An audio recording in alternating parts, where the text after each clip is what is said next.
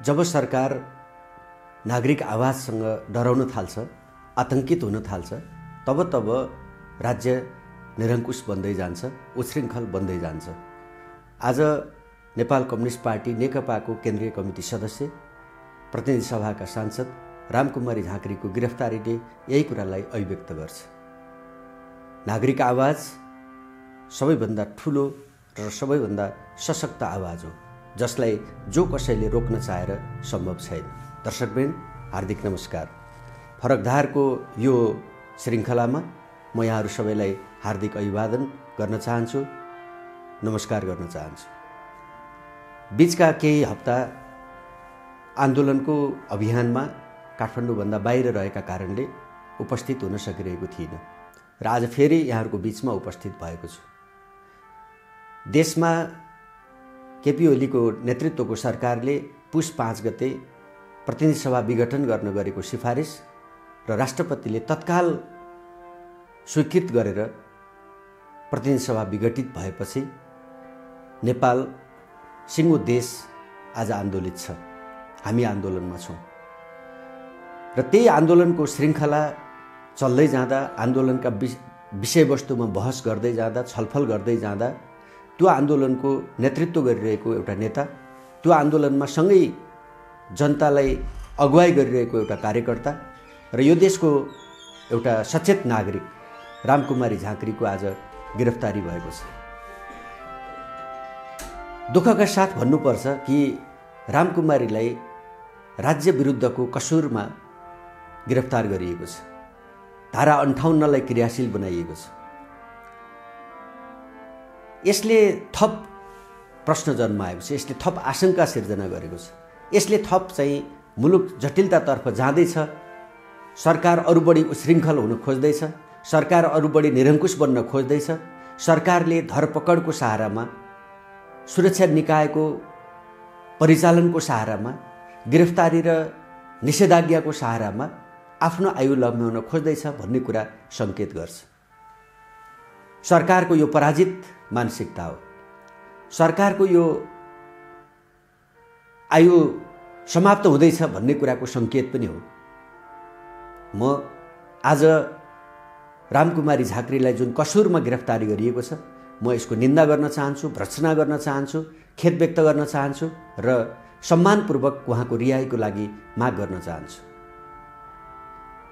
यदि जनआवाज सरकारले सुन्न तयार भएन, कानुनको सहारामा, सुरक्षाकर्मीको सहारामा, सेना पुलिसको सहारामा, कानुनको चाहिँ खिलाफ, कानुनको चाहिँ सहारा लिएर निरङ्कुश बन्न र जनआवाजलाई दबाउन खोजिएको हो भने म चुनौतीका साथ भन्न चाहन्छु, हाम्रो लागि यो कुनै नयाँ कुरा छैन।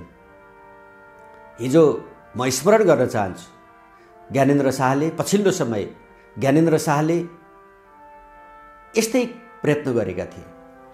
सम्पादकका टेबलहरू फुटाइएका थिए, सञ्चार मिडियाका चाहिँ अफिसहरूमा ताला लगाइएका थिए, कम्प्युटरहरू, प्रिन्टरहरू उठाएर लगिएका थिए, तर मिडियाको आवाज बन्द भएन, जनआवाज बन्द भएन।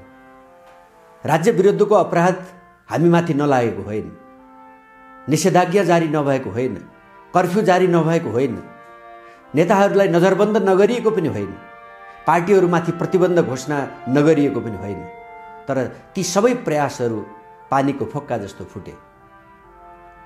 म सरकारको ध्यानाकर्षण गर्न चाहन्छु, यदि आज फेरि सरकार त्यो दिशामा अगाडि बढ्न खोजेको हो भने त्यो तपाईँको असफल प्रयत्न हुनेछ।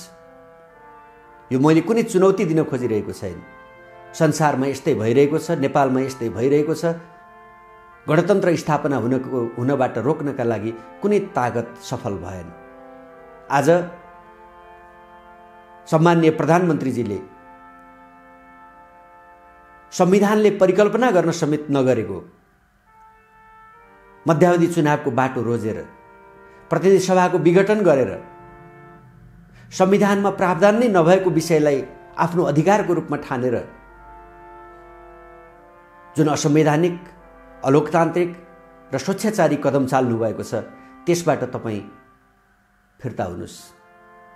त्यसबाट तपाईँ पछाडि हट्नुहोस्। जनताको जनमतलाई, जनआन्दोलनको भावनालाई कदर गर्नुहोस्। जनताले लेखेको संविधानलाई सम्मानपूर्वक ग्रहण गर्नुहोस् र संविधानको सर्वोच्चतालाई स्वीकार गरेर आउनुहोस्। फेरि देश र जनताको हितका लागि, हाम्रो सार्वभौमिकताको लागि, हाम्रो भौगोलिक अखण्डताको लागि, हाम्रो चाहिँ बेरोजगारी, अशिक्षा, शोषण, उत्पीडन, विभेद, गरिबी यी सबै कुरालाई समाप्त गर्नको लागि अगाडि बढौँ। त्यो नै सही बाटो हुनेछ। त्यसको लागि कानुनी राज्य, विधिको शासन, मानव अधिकार, प्रेस स्वतन्त्रता, वाक स्वतन्त्रता यसको सम्मान गर्नुहोस्। त्यो नै एउटा लोकतन्त्रवादीको सही परिचय हुनेछ। त्यसैले म सम्माननीय प्रधानमन्त्रीजीलाई आग्रह गर्न चाहन्छु, अनुरोध गर्न चाहन्छु। तर जनताको पंक्तिबाट भएको यो अनुरोधलाई अस्वीकार गर्दै बल प्रयोगको सहारामा, बल प्रयोग गरेर आफ्नो सत्ता टिकाउने प्रयत्न फेरि पनि असफल प्रयत्न हुनेछ। त्यसमा तपाईँलाई असफलता बाहेक अरू कुनै हात लाग्ने छैन। यो म विशेष रूपले अनुरोध गर्न चाहन्छु। हामी प्रतिगमन विरुद्धको आन्दोलनमा छौँ। हामी स्वेच्छाचारिताको विरोधमा छौँ। हामी निरङ्कुशतालाई स्वीकार गर्दैनौँ भन्ने कुरा गरिरहेका छौँ। हामीले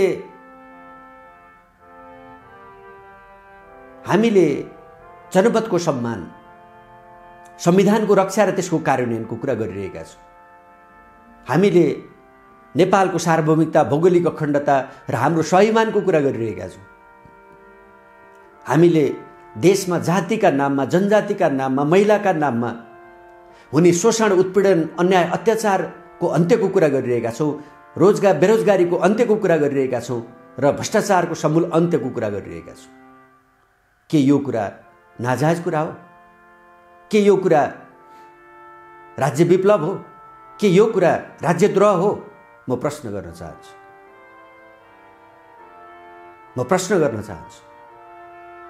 आज जनताले खोजेको, हामीले खोजेको जवाफ हो। आज देशमा जनताको आवाज सशक्त बन्दै गइरहेको छ। जनताले देशव्यापी रूपमा भन्दैछ कि हामीलाई प्रतिगमन मन्जुर छैन। हिजो मात्रै माघ 28 गते काठमाडौँमा जुन विशाल प्रदर्शन, विरोध जुलुस भयो, विरोध प्रदर्शन भयो, जुन संख्यामा जनसहभागिता भयो, यसलाई कमजोर ठान्ने प्रयत्न गरियो भने त्यो धेरै ठुलो तपाईले मूल्य चुकाउनु पर्नेछ। रामकुमारीको झाँक्रीको गिरफ्तारी तपाईका लागि सानो मूल्यको विषय बन्ने छैन। यसले तपाईले ठुलो मूल्य चुकाउनु पर्नेछ। शासन सत्तामा बस्नेहरूले, राज्य सत्तामा बस्नेहरूले हेक्का राख्नु जरुरी छ। हामी त संविधानमा उल्लेख भएको प्रावधान बमोजिम, संविधानमा लेखिएको कुरालाई स्मरणमा गराउन चाहन्छु कि हामीले लेखेका छौँ कि संसदबाट अर्को सरकार बन्ने परिस्थिति कायम रहेसम्म संसदको विघटन गर्न सकिने छैन। सरकार बहुमत प्राप्त दलको नेतृत्वमा बन्नेछ। त्यसो हुन नसकेमा दुई वा दुईभन्दा बढी दलको नेतृत्वमा बनेछ। त्यसो हुन सकेन भने लार्जेस्ट पार्टीको अल्पमतको सरकार बन्नेछ। त्यसो हुन सकेन भने एउटा व्यक्तिले पनि बहुमत सिद्ध गर्नको लागि 30 दिनको समय पाउनेछ भन्ने कुरा हाम्रो संविधानमा लेखिएको छ। हामीले विगत 46 सालदेखि 62-63 सम्म पटक पटक अविश्वासको प्रस्ताव, हरेक अविश्वासको प्रस्ताव सँगसँगै पार्टीको विभाजन, 6 महिनामा अविश्वासको प्रस्ताव, 1 वर्षमा मध्यावधि निर्वाचन, हरेक वर्ष जस्तो नयाँ पार्टीको गठन र पुनर्गठन, यसले चाहिँ दलहरूप्रति उत्पन्न भएको जनताको अविश्वास, नेताहरूका बारेमा उत्पन्न भएको जनअविश्वास, यी सबै कुराले देशलाई पुगेको क्षति, जसका कारणले हाम्रो भूमि मिचियो, हाम्रो सीमा अतिक्रमण भयो, जसले गर्दा हाम्रो राज्य सञ्चालनको तहमा प्रत्यक्ष रूपले विदेशी हस्तक्षेप बलशाली भएर आयो। आज त्यसलाई अन्त्य गर्नको लागि हामीले यो संविधान त शासकीय स्वरूपमा बहस गर्दै हामीले एउटा चाहिँ 2 वर्षमा सम्म अविश्वासको प्रस्ताव राख्न नपाउने, 2 वर्षपछि अविश्वासको प्रस्ताव राखेपछि फेरि अर्को 1 वर्ष अविश्वासको प्रस्ताव राख्न नपाउने, अविश्वासको प्रस्ताव पेश गर्दा प्रधानमन्त्रीको को हुने भन्ने कुरा टुङ्गो लाउनु पर्ने जस्ता विषयहरू हामीले सामेल गर्यौँ। मध्यावधि चुनावको संविधानले परिकल्पना समेत गरेन। आज यति स्पष्ट संवैधानिक व्यवस्था हुँदाहुँदै पार्टीको विधान अनुसार चल्नुपर्ने, पार्टीमा भएका असहमतिहरूलाई पार्टीको विधान बमोजिम हल गर्नुपर्ने ठाउँ र त्यो बाटोलाई छोडेर पार्टीभित्रको अन्तरसङ्घर्षलाई, पार्टी सञ्चालनमा आफ्नो अयोग्यतालाई छोप्नको लागि, पार्टीको नेतृत्वमा आफ्नो असफलतालाई छोप्नको लागि संविधान उल्लङ्घन गर्ने कुरा कुनै पनि हिसाबले क्षम्य हुन सक्दैन। त्यसकारणले हामी यो संविधानको उल्लङ्घनलाई सच्याउन चाहन्छौँ। संविधानको 5 वर्ष यसले कार्यान्वयनको समय बिताउन पाइरहेको छैन। एक हिसाबले भन्दाखेरि हाम्रो सङ्घीय लोकतान्त्रिक गणतन्त्र शिशु अवस्थामा छ। शिशु अवस्थामा रहेको सङ्घीय लोकतान्त्रिक गणतन्त्रलाई को घाँटी निमुट्ने जुन प्रयत्न भएको छ, हामी यसलाई सफल हुन दिने छैनौँ, हामी सफल हुन दिँदैनौँ भनेर आज हामी सडकमा छौँ। सिङ्गो देश सडकमा छ, नेपाल कम्युनिस्ट पार्टी नेकपा सडकमा छ, अरू राजनीतिक दलहरू सडकमा छन्, सञ्चारकर्मीहरू सडकमा छन्, नागरिक समाज सडकमा छ, बुद्धिजीवी, पेसाकर्मी, कानुनविद, संविधानविद, नागरिक समाज आज सिङ्गो यो गणतन्त्र ल्याउनका लागि लड्ने शक्तिहरू, व्यक्तिहरू, राष्ट्रवादीहरू, देशभक्तहरू आज सडकमा छन्। तर यी सबैको चाहिँ सडकमा व्यक्त भएको विचारलाई प्रधानमन्त्रीले दमनको सहारामा रोक्न जुन प्रयत्न गर्नुभएको छ, यो किमार्थ सफल हुने छैन।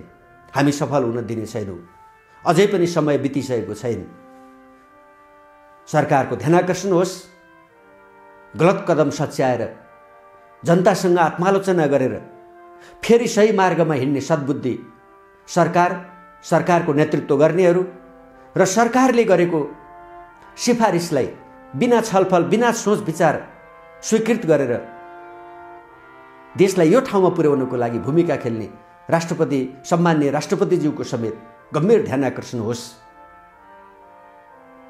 र देशलाई फेरि सही ट्र्याकमा ल्याउनको लागि आवश्यक भूमिका होस्। आज देशले भनिरहेको कुरा यही हो। के यो कुरा भन्नु राज्य विरुद्धको अपराध हो? कि यो कुरा गर्नु राज्यप्रतिको विप्लव हो?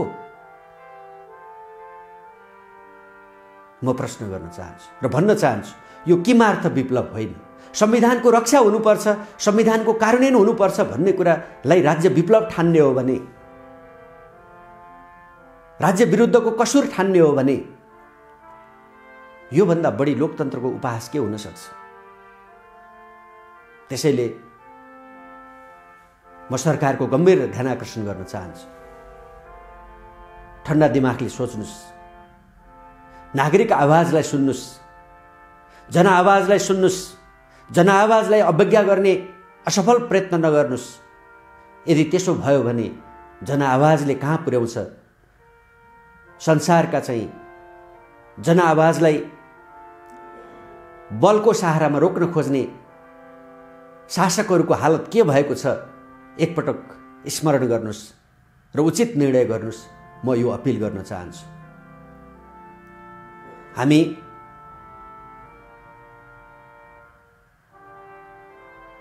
हामी यो देशको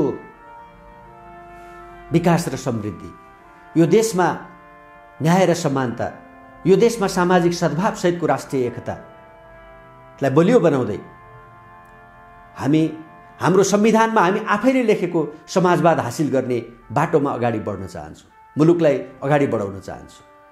एउटा कम्युनिस्ट पार्टीको सदस्यका हिसाबले भन्ने हो भने, कम्युनिस्ट पार्टीको कार्यकर्ताको हिसाबले भन्ने हो भने हामी वैज्ञानिक समाजवाद हासिल गर्ने लक्ष्यतर्फ अगाडि बढ्न चाहन्छौँ।